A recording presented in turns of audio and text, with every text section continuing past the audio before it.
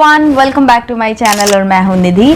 तो दोस्तों, आज मैं वीडियो में बात करने वाली हूं कुछ ऐसे टिप्स के बारे में जो कि आपके बच्चे की देखभाल में काम आएंगे इन विंटर। ये जितनी भी टिप्स या जो भी चीज़ें हम डिस्कस करेंगे बेसिकली 1 साल से नीचे तक के बच्चों के लिए, मतलब जो बच्चा न्यू बॉर्न है उससे लेकर के आप 1 साल तक के बच्चों के लिए ये चीज़ों को फॉलो कर सकते हैं।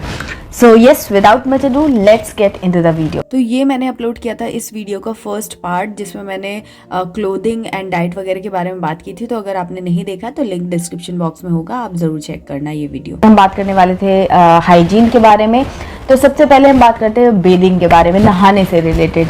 सो नहाने के लिए आप पहली चीज़ तो ये कि आप पहला पूरा जो भी तैयारी होती है ना नहाने की, मतलब जो भी बच्चे को कपड़े पहनाने हैं या पानी गरम वरम करके रखना है या जो भी आपको चीज़ें तैयारी है वो आप पहले से करके रख लीजिए। बच्चे को अनड्रेस करने के बाद फिर आप ये सब करेंगे तो ठंड लगने के चांसेस रहते हैं, इसलिए सब कुछ रेडी करिए, बच्चे को लेकर के आइए और फिर नहला दीजिए। नहलाने का टाइम आप ध्यान रखिए कि 5-10 मिनट से ज़्यादा नहीं, आपको बहुत ज़्यादा उसको ज़्यादा कुछ नहलाने की ज़रूरत होती नहीं है। सिर्फ पानी से हल्का सा वॉश कर दिया, या फिर कोई अगर आप प्रोडक्ट यूज़ करना चाहते हैं सोप या बॉडी वॉश वगैरह, तो हल्का सा वो डाल दिया एंड देन फिर बहुत ज़्यादा आपको बच्चे को नहीं नहलाना है। ये मैं अपनी पर्सनल एक्सपीरियंस से बता रही हूँ, वो बच्चे के लिए बिल्कुल भी हेल्दी तो नहीं होता है, बट बहुत सारी चीज़ें स्किन इश्यूज़ जो है वो क्रिएट कर देता है। बच्चे की स्किन ड्राई होने लगती है, इसलिए उसको ज़्यादा देर तक पानी के अंदर नहीं रखना होता है। सिर्फ 1-2 आप ये समझ लीजिए 1-2 मग जो होता है ना पानी का, बस उसमें ही आप उसको वॉश करवा दीजिए। ये तो हो गया आपको टाइमिंग। दूसरी चीज़ ये है कि ये इतना छोटा जो बच्चा होता है उसको ज़रूरी नहीं है कि आप डेली बेसिस पे विंटर्स में स्पेशली आप नहलाएं। ऑल्टरनेट डेज में या वीक में 2 से 3 दिन जो भी है आप नहलाएंगे बच्चे को, उतना काफ़ी रहता है, सफिशिएंट रहता है। क्योंकि बच्चे की जो स्किन होती है ना वो बहुत ही न्यू होती है और ये इन्वायरमेंट में वो एडजस्टेड नहीं होती है, और साथ में जो पानी हम डालते हैं ना तो बच्चे का जो स्किन का मॉइस्चर है वो खिंचता है, उस बच्चे की स्किन जो है वो ड्राई, चैपी और बहुत सारे स्किन रिलेटेड इश्यूज हो जाते हैं। तो इसलिए आप ज़रूरी नहीं है कि आप डेली उसको नहलाइए, लेकिन यस, नहीं नहलाने से मेरा मतलब ये नहीं है कि उसने जो कपड़े पहने हैं वही वो पहने दिन भर चल रहा है और वो मतलब फ्रेश फील नहीं कर रहा है। आप उसको नहलाएं या ना नहलाएं, उसके कपड़े चेंज होना बहुत ज़रूरी है। तो आप उसको ड्राई वॉश जो बोलते हैं ना, स्पॉन्ज वॉश, वो आप डेली उसको करिए। उससे वो क्लीन भी महसूस करेगा, फ्रेश महसूस करेगा और उसकी स्किन जो है वो भी अच्छी हाइड्रेटेड बनी रहेगी। तो ये चीज़ का आप ध्यान रखिए कि उसको रेगुलर बेसिस पे विंटर्स में नहलाने की ज़रूरत नहीं है। नेक्स्ट चीज़ हाइजीन से रिलेटेड जो है वो है डायपर्स। तो अगर आप बच्चे को डायपर्स के ऊपर, मैंने पूरी एक वीडियो भी रिसेंटली शेयर की, 1-2 वीडियो पहले ही शेयर की है, तो वो आप ज़रूर देख लें, आपको बहुत ज़्यादा हेल्प मिलेगी।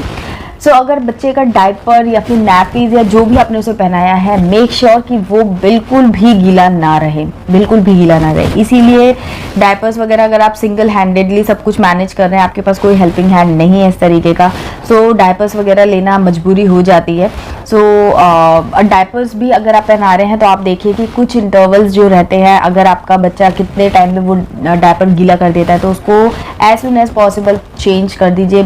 स्किन जितनी ज़्यादा वहाँ पर मतलब गीलापन रहेगा तो वहाँ से ही ठंड लगने की चांसेस बढ़ जाती है। तो आप उस चीज़ का ध्यान रखें कि ये वाला हाइजीन भी मेंटेन रहे, प्लस वहाँ से कोल्डनेस बच्चे को ना मिले। नेक्स्ट चीज़ आती है स्किन केयर प्रोडक्ट के बारे में।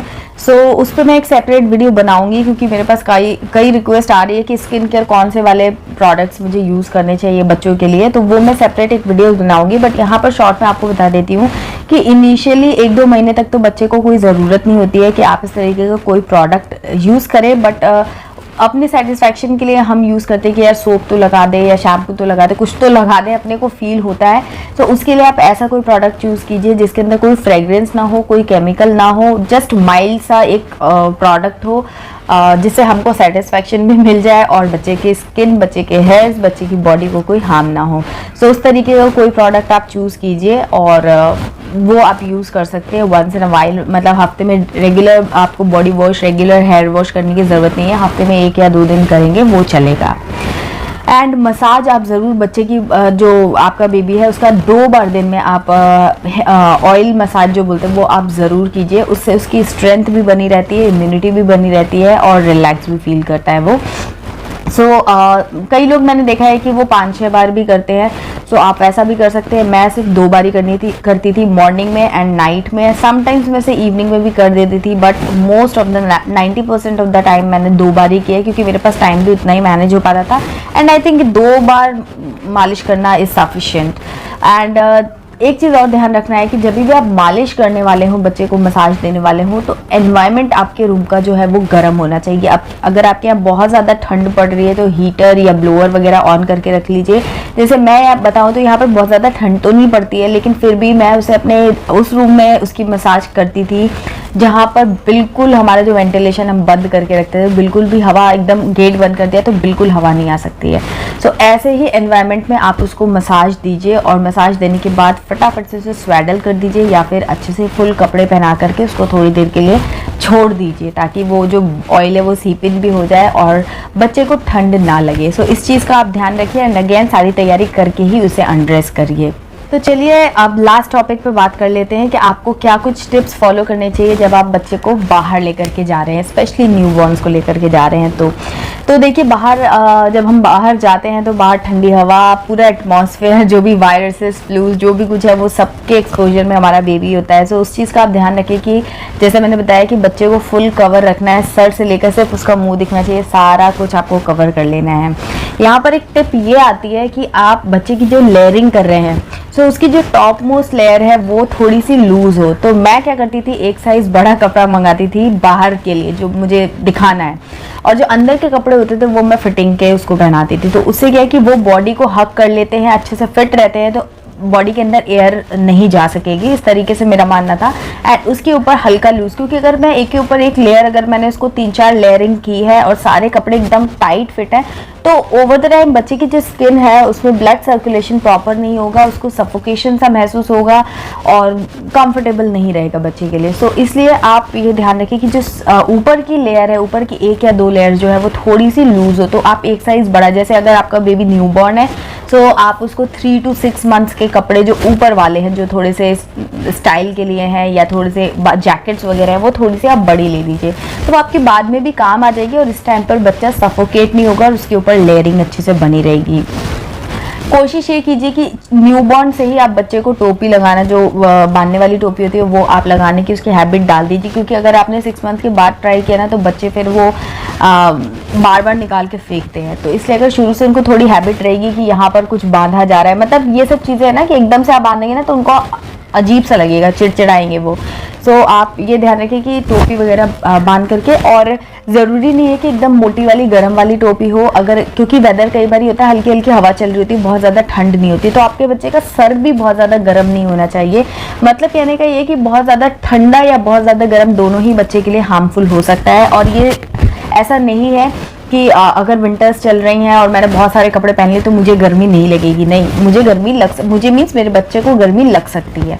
इसलिए आप बहुत ज़्यादा अगर बहुत ज़्यादा ठंड है तो आप हैवी वाली कैप पहना दीजिए, अगर हल्की फुल्की ठंड पड़ रही है तो जस्ट एक कॉटन की कैप आती है जो बच्चे के लिए वो ब्रीदेबल और कंफर्टेबल होना चाहिए। तो इस तरीके से आप जब बाहर जाए तो उस चीज़ का ध्यान रखें, और थोड़ा सा अगर छोटा बच्चा है तो उसको स्वेडल वगैरह करके रखे, और अगर 6 मंथ से ऊपर का है, मूव वगैरह करने लग गया है तो उसको सॉक्स पहनाना, हाथों में मिटन्स, ग्लव्स, ये सब चीज़ें पहनाना बच्चे का ध्यान रखें। एंड अंदर के जो कपड़े हैं, एक लेयर जो सबसे फर्स्ट लेयर होती है वो कोई भी एज का बच्चा हो फिटिंग की आप रखिए, उससे बहुत ज़्यादा फर्क पड़ता है। यस, अगर ये वीडियो आपको पसंद आया तो प्लीज़ इस वीडियो को लाइक कीजिएगा, प्लीज़ कमेंट ज़रूर कीजिएगा, चैनल को सब्सक्राइब भी कर लीजिएगा। एंड अगर कुछ कहना चाहते हैं, कोई रिक्वेस्ट देना चाहते हैं तो आप कमेंट सेक्शन में भी कह सकते हैं। इंस्टाग्राम पे मुझे फॉलो कर लीजिए, वहाँ पर भी आप मुझसे डिस्कस कर सकते हैं।